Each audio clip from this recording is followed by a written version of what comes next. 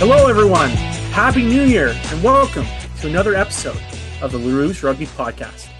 My name is Dan Murphy, and with me always is the wonderful Stu Hardy and Derek Brissett.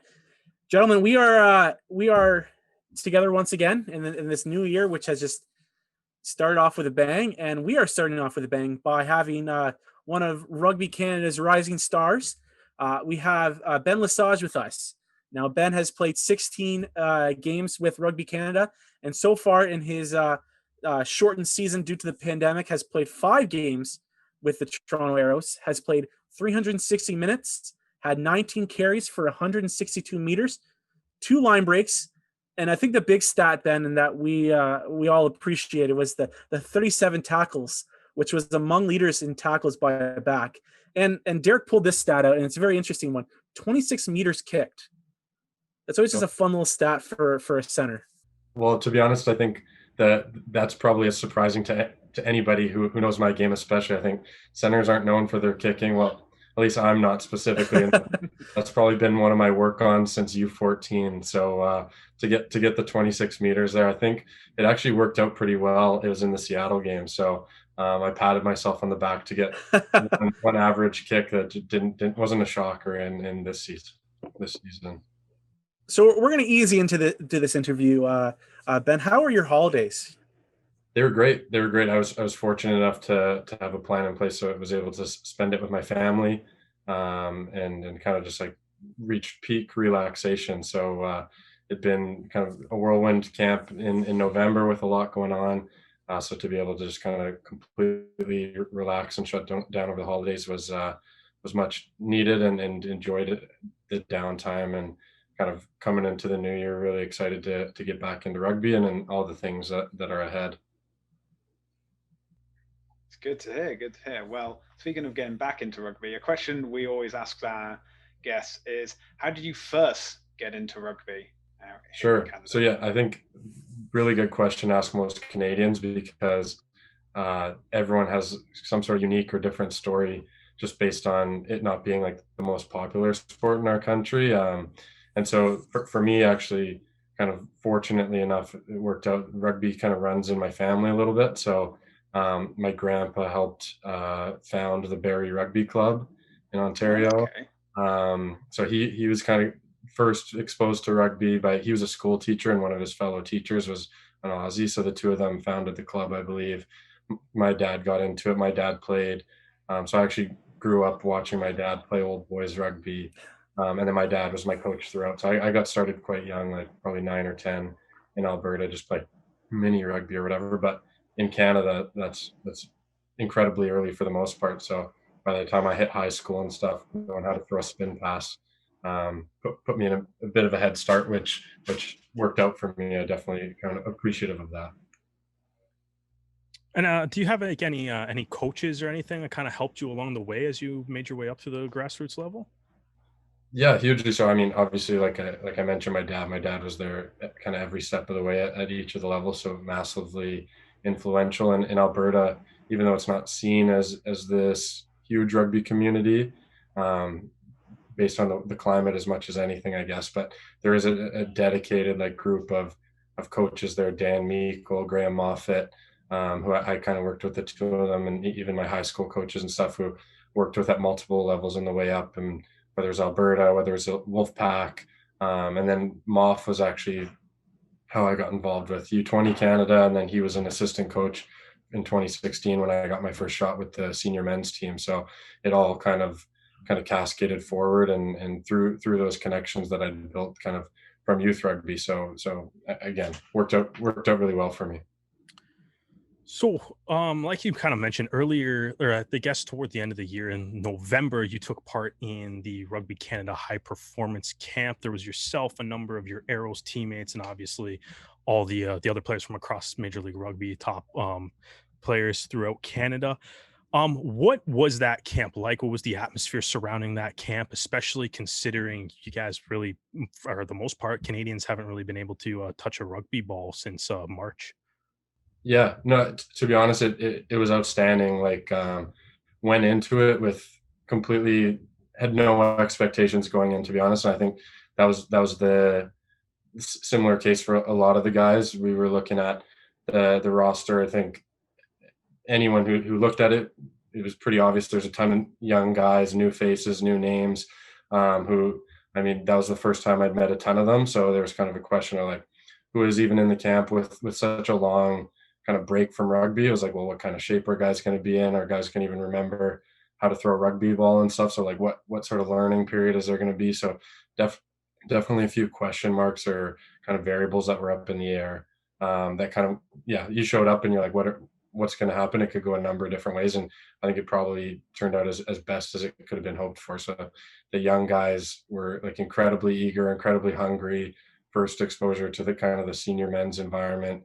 They were super eager to put their hands up and kind of make a case to be involved in the team whenever rugby does come back, whenever that next test match is. And that proved, like, I think it was like, I mean, I hadn't done contact in so long, and there's this plan to ease everyone into contact. And I think like week one, guys were, it was a touch kind of 15 on 15 that turned into shoulder, that turned into pretty high intensity pretty quickly. So I think there's a lot of guys that had pent up animosity from several months, and we're excited to finally have a platform to get out of the system again. So no, hugely positive. It was excellent rugby, I thought, and definitely kind of good to see those faces, some of the new coaches and stuff, to just take a next step forward, so that whenever that, probably in the summer, I'm guessing that whenever that next opportunity to come together as a team is, we're like one step ahead and a bit more seamless transition, I guess. And you know what? It's funny that you mentioned kind of that, like, easing into the tackling. It was like reminds me of the Leaf scrimmage that just happened last night. You know, the first period they were kind of just lightly tapping each other, and then as the game went along, the guys were starting to hit each other a lot harder, and some of the guys that were kind of on the bubble really were kind of laying it to each other. So it's fun to see that the competition started to pick up as the camp went on. Yeah. No, I mean, anytime you're at any sort of Canada camp, or, I mean, professional environment as well, like, it doesn't take a lot to motivate guys. Like, representing your country and stuff is on the line. So I think you can get pretty fired up pretty quickly. And I think just the time off and all sorts of things just kind of added to that environment. So it was good. I don't think it crossed any lines, but it's kind of needed too, right? Like, I think Rugby Canada has been on the downs a little bit, just in terms of our winning record and stuff, and probably need a bit of scrappiness and some aggression to come out. And that's probably what the type of mentality that'll help us turn it around a bit. So it's good to see. You mentioned about the new coaches over there. One of the, well, probably the big name in terms of the coaching structure, both for Rugby Canada and the Toronto Arrows going forward, has been the signing of Rob Howley. And this was Howley's first experience of working with the Canadian coaching structure. So from your personal involvement, what was it like being coached for the first time by Rob Howley?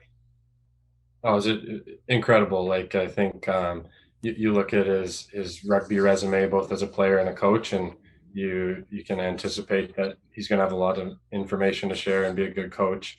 And I think he met and surpassed that for sure. He just, has kind of a presence to him, I guess, and everything he says is definitely applicable and stuff. Credit to him. I think he did a lot of prep work in advance. So like, they had videos in terms of our playbook and stuff, some of the attack structure that he wanted to implement and go over. He put together a bunch of packages that he videoed and voice recorded in advance, so guys could watch and show up to camp a little bit better prepared. He was zooming in from Wales. He was in quarantine in Calgary, zooming in the sessions. Like, he definitely went the extra mile to make sure that he was prepared coming into camp. His existing relationship with Kingsley, I think, made it a bit easier. Just they knew each other and the dynamics and those sorts of things.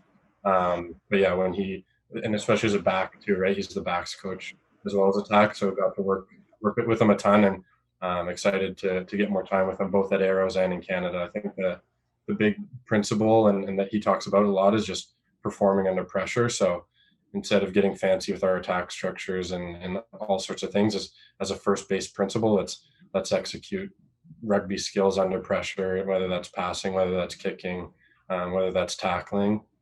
So we were doing a lot of kind of like drills and trying to get skills at at a super high pace. So probably passes regressed a little bit, and kicking regressed, and accuracy and those sorts of things. But I think once we can get back to that previous level of accuracy and skill development with this kind of new pressure in place and emphasis on speed and stuff, I think it's going to pay dividends. So I think there's a lot of buy-in, and excited about what's to come.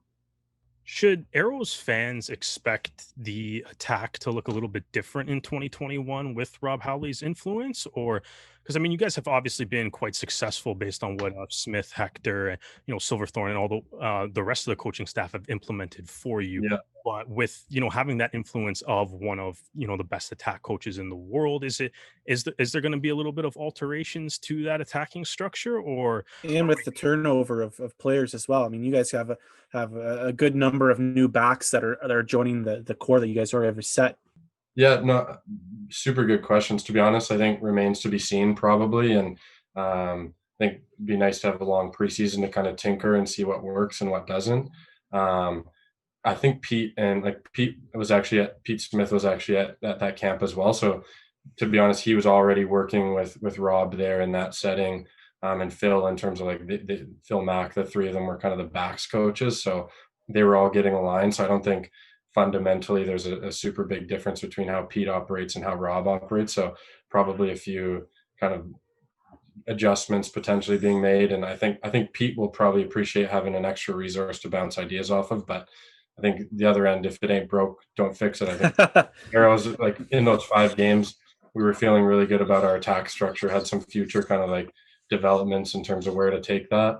And it was a lot of fun to play in. So I don't think there's kind of a need to overhaul the system either as well. So yeah, have had a great experience working with Pete, and thought he has a great attacking mind.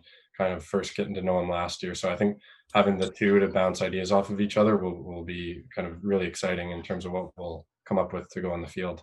A quick question for you, Ben. What is it like, having Phil Mack now as a coach? I mean, you've been playing with him for periods of, 3 years since your start with the senior team. What's it like now getting direction from Phil as a coach?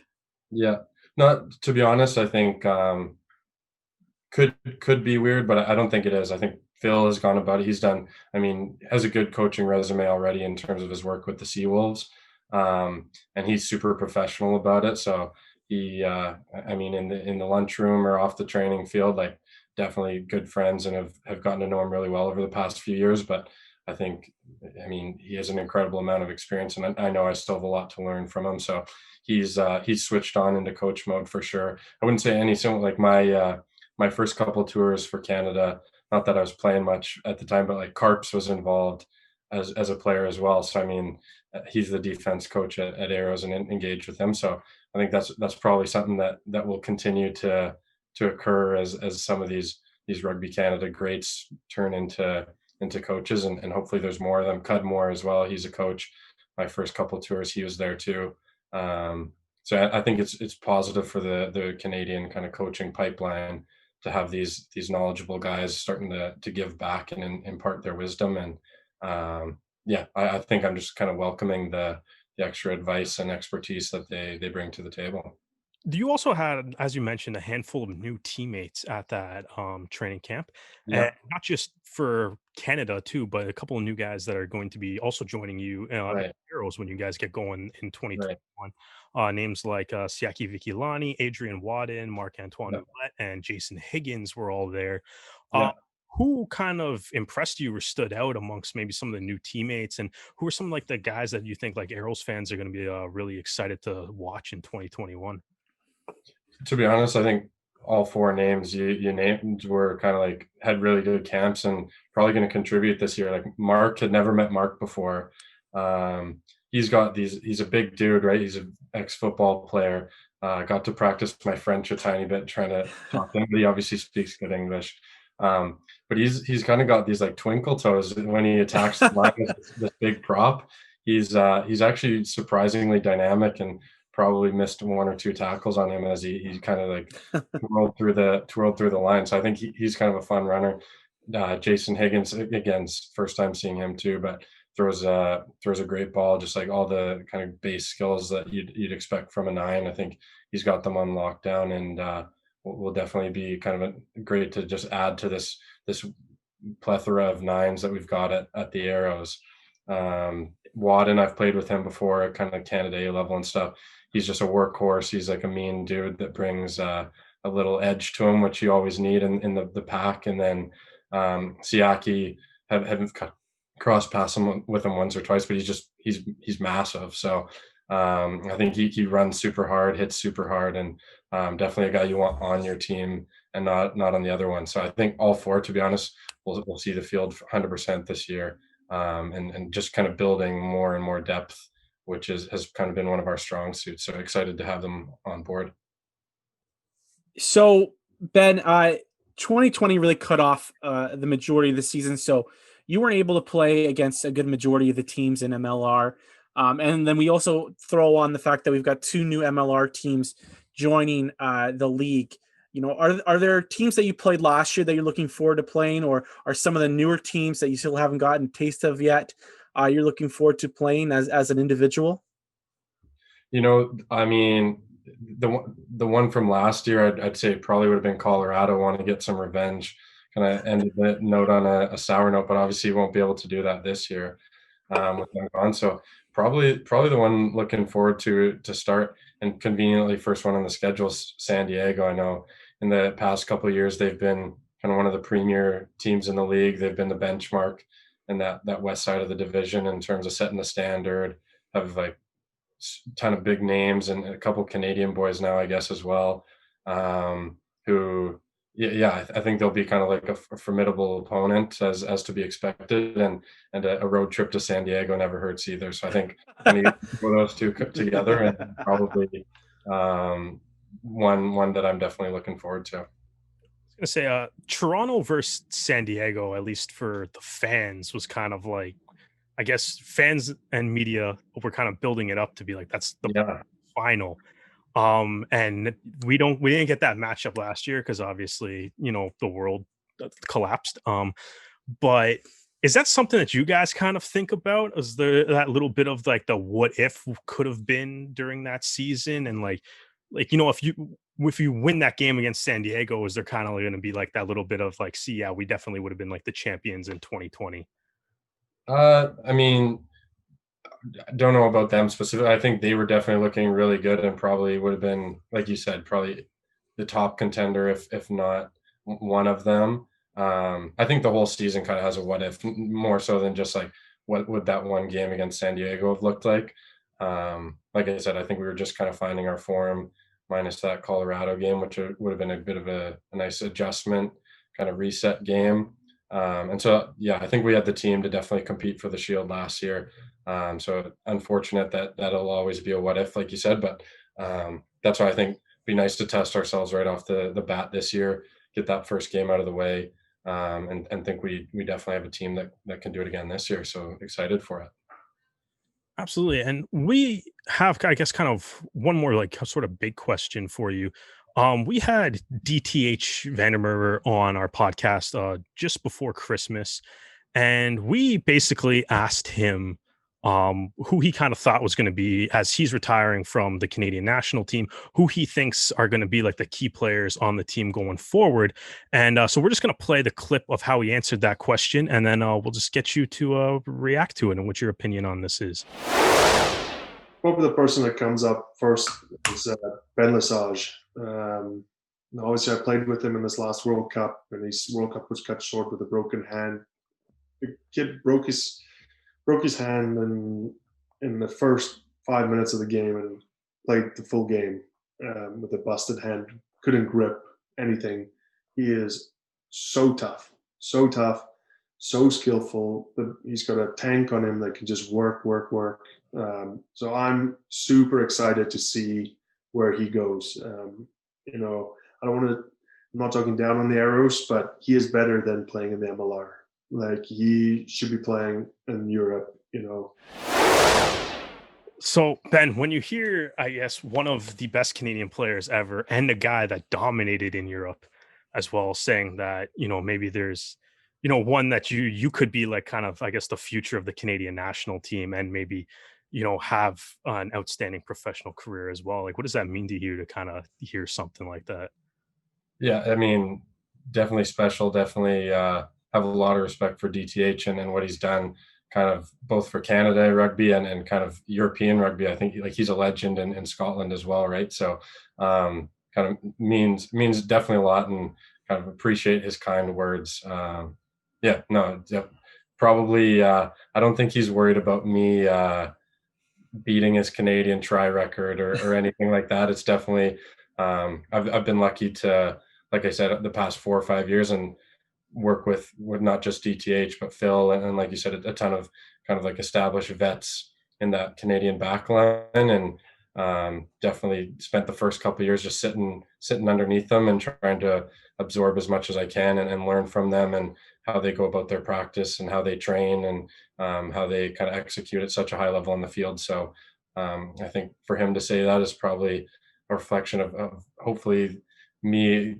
having some of what those veterans and DTH especially have, some of what they've shared kind of rubbing off on me a little bit, and hope to continue passing that on as young guys come up through the team. And I think, yeah, that's, like I said, not going to score very many tries, but really just kind of bring a work ethic and a toughness to the team. And I think that's kind of what I pride myself in. So it's nice to see as well that other people recognize that too, I guess. And you know what? An even bigger accolade is when he was on the Loosehead podcast. He named you to his All Earth team that had to go play the Martians to save the world. So I Wow. think that should be a feather in your cap. That's a pretty impressive standard to be raised to. Yeah, I'll have to put that on my rugby resume then. Maybe start turning a few heads if I made the All Earth team for sure. But no, I think definitely kind of appreciate everything that DTH has done for me in my career as well, and definitely going to be sad to see him go from the national team environment, because he's done a lot for it. Well, we're going to finish off with a little bit of fun, folks, because Mr. LeSage here is a very studious young man. You know, when DTH was on the show, he mentioned your education, how important it was. And if anyone's unaware, I don't know if it was during the lockdown or before it, but Ben started a Instagram page about all the different books that he read, and kind of gave them a little review and had his friends comment on it. So it's been it was fun to read it when all hope seemed lost and we weren't going to get a whole lot of rugby.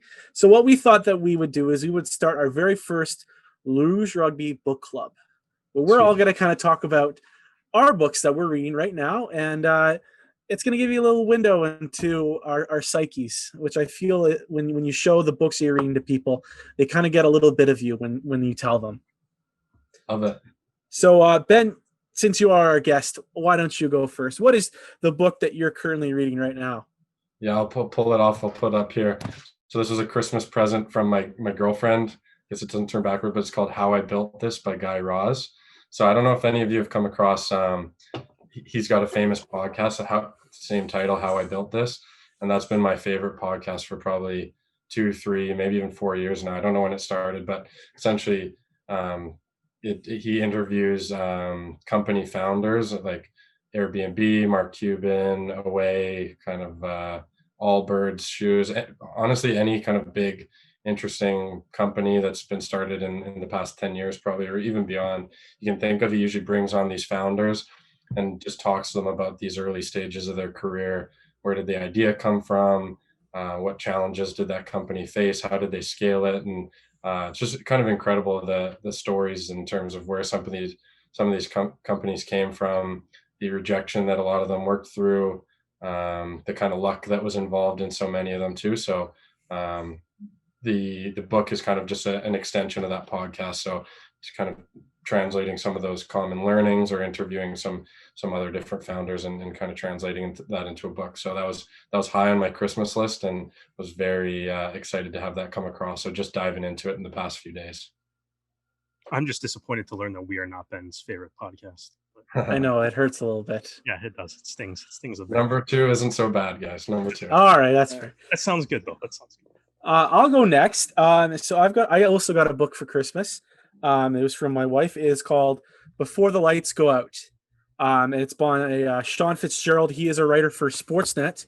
And it is a fascinating book because it talks about the decline of hockey in Canada, and it talks about how expensive the game has become, how elitist the game has become, how like families are finding that it's just too expensive. It's becoming a predominantly white sport, and then he goes into great depth, like interviewing people all throughout Canada. And the big part is that he follows my local OHL team, the Peterborough Petes, around for a season to see what the dynamic is like in Peterborough is such a unique city, which he goes into detail about. But the Petes are ingrained in the city, and their story of how they've been developing the last 10 years very much goes hand in hand with how hockey has been developing across Canada, because he just goes into great detail about it, and it's a fantastic book. I think it's for anyone that, especially Canadians that are interested in sports, it is so interesting to see where this great pastime has gone in the last 20 years. Very cool. I'm the type of person that'll buy or receive a bunch of books and pile up until I'm like, oh, I have a big pile that I gotta read. My girlfriend got me a bunch of the Dune books, so I guess I gotta kind of work my way through that now for Christmas. Especially so, at least the movie. I guess the movie got delayed because of COVID now, so I got some time to dive in and a little bit of time. Yeah, can act like I knew what explain how the book is better than the movie and all that. The other one though, I wasn't necessarily going to say this because we started talking about this earlier, Dan, when before Ben hopped on. One of the books that I haven't actually started reading yet, but I'm super excited to read, is this. It's called A Fly in a Pail of Milk by Herb Carnegie. So hockey fans may have heard that name before. He played in like the original Six era, but he never actually played in the NHL. So he was essentially the best player of all time that never got a chance to play in the NHL, maybe barring a couple of those Russian guys that didn't get that chance for those political reasons too. But essentially the reason that Herb Carnegie never played in the NHL was just because of the color of his skin. And, when I was working at the Hockey Hall of Fame, people talked about him a lot in that high regard as being like the greatest player that never got a chance to play in the NHL. And the foreword of the book is actually quite interesting because it's written by Jean Beliveau. And Beliveau himself actually calls him, the Carnegie, the best player he's ever played with, which was something that we had quoted inside the Hall of Fame at that time too. And if anybody knows anything about the guys that Jean Beliveau played with, if he says you're the greatest player that he's ever played with, that is some high standard. So it's something that I'm kind of looking forward to diving into the life of Mr. Carnegie when I get the chance here shortly. So the book that I've been reading is 9 Perfect Strangers by Leanne Moriarty. It's a bit of a thriller, a bit of an entertainment comedy as well. And each chapter is from the view of someone either attending or working at a new health resort in Australia. But not everything is as it seems, and I will leave it as that. Well, Ben, we really appreciate you taking the time to join us. We really look forward to the new season, and we look forward to seeing you on the pitch.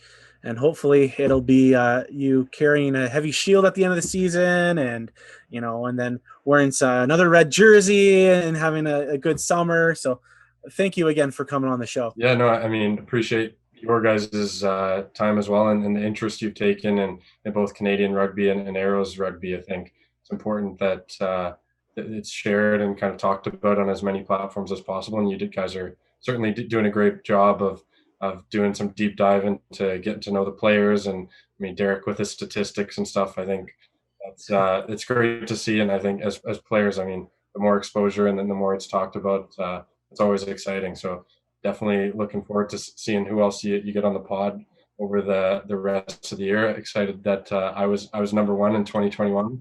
A big honor, and yeah, appreciate your guys' time as well. There was no other place.